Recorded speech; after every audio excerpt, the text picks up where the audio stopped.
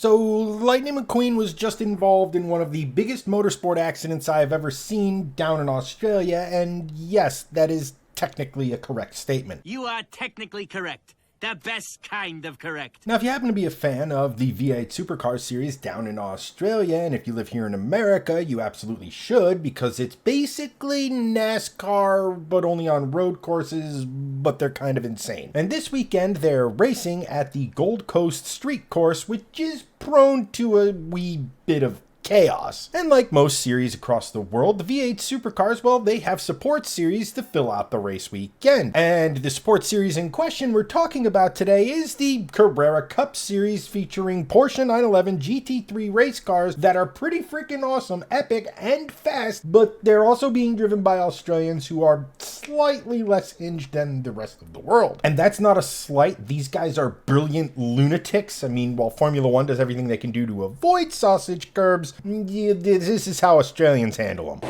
At any rate, back to the Porsches, and that brings me to this. And it doesn't take an expert in automotive history to know right off the bat what livery that is. Yep, that is the Lightning McQueen livery from everybody's favorite cartoon, the movie Cars. And they had a very interesting way of announcing the livery by literally craning this car in. Now, on the face of it, this looks like pure uncut insanity. However, there's actually a very good reason for it, and that is this car's primary sponsor is My construction company, construction crane. Moving on. Unfortunately, at one of the races this weekend, the Porsche drivers sort of had a 10-car pileup. Now, to fully understand what happens, we have to take a look at the course itself. As you can see here, there's a pretty aggressive chicane on one of the parts of the track that's obviously there to slow the cars down. And because race car drivers will cut any corner you give them, especially if you don't enforce track limits as draconian as Formula One does, insert everybody's favorite boundary, the sausage curb. Now, even with the chicane, you have to understand that this is still a very fast part of the track, and drivers are going to scratch and claw for every single tenth of a second they can get out of a lap. And back to the Porsches for a second, and driver Lachi Bloxham.